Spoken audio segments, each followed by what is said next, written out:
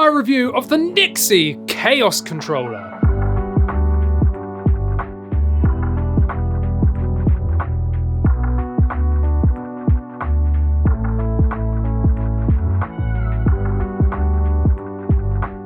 So if you're looking for a Pro controller for the Nintendo Switch, well then maybe you've seen the NYXI Chaos, and well, I've been testing it out for ages now, so here's my full review. But before we do anything, AJ from our PlayStation channel and me have started a podcast.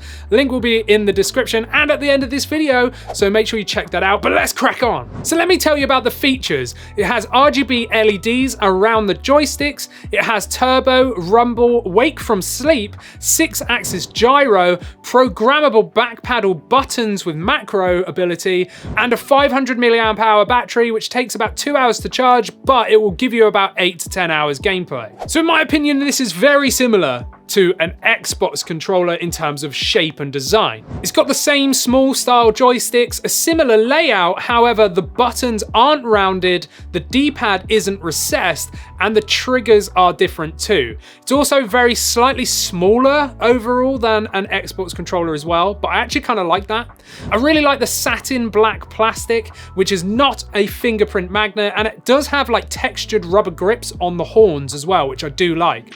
It's super comfortable to hold and your fingers rest naturally on the programmable back paddles, and I found that I didn't have any issues with accidentally pressing them either, as they're like shaped around your fingers. It's got a USB-C on the top, standard buttons with the plus, minus, home, screenshot, turbo as well found on the front, which is all in a V configuration. And then of course we got 4 LED indicators to indicate player position at the top as well. So like design and shape and everything, I kind of dig it. I haven't used an Xbox controller in a long time, but I forgot how comfortable that kind of like arrow shape is. It really like helps you get to the joysticks and stuff. I did just kind of enjoy that. So the RGB LEDs around the joysticks have 9 colors and 3 modes. So you got static, breathing, and rainbow wave. So to change these, hold turbo plus 1 press of the stick, which changes color. So like, you know, R3. Hold turbo, double press the stick in, which changes the effect. Hold turbo and long press the stick in to change brightness, and there's 4 brightness settings as well. Now each adjustment that you make, the controller will actually vibrate to let you know it's worked. I actually really like that, because some controllers, when you do something, it doesn't kind of like tell you that it's done it. Whereas that little bit of vibration just to say, hey, I've done what you've asked me, was kind of nice. Now there's 4 levels of rumble. You've got 0%, 30%, 70%, and 100%. So hold down turbo, push the left stick up or down to increase or decrease. Now personally, I preferred it around 70%, but if you had it on 30%, that will extend your battery life. It's nowhere near as good as HD rumble, but it's all right, you know? At lower levels, it's not too noisy either. Now the gyro, the motion controls, I tested in Doom. I'm not a big gyro user, with Pro controllers at least, but this felt fine to me. It wasn't delayed at all without any like glaring issues that I noticed. I still think the Joy-Cons or the official Pro controller though have better gyro. I'm actually yet to test any controller or Joy-Con alternative that's as good as the official ones. They all just fall a little bit short. So the joysticks have those anti-friction rings with the LEDs inside around them, and that makes them super smooth to use, and I did actually really like that.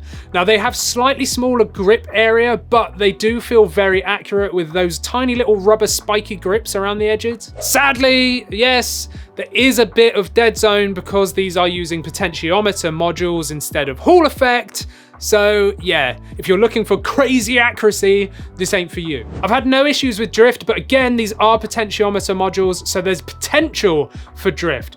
I really hope that NYXI start making controllers with Hall effects instead on all of their controllers moving forward, because it not only fixes any drifting potential, but it also fixes dead zone problems too. So now let's talk about the buttons. So the sync button on the back is easy to use. This is to sync with the Switch. So go to change grip grip order on the Switch and then hold this sync button in the middle there for about 5 seconds and it will just sync. I had no problems there. The D-pad is all right. It's not the best. It's very slightly spongy, but you know, the input's always registered and it rolls okay, but yeah, it's just okay. It's not the best D-pad.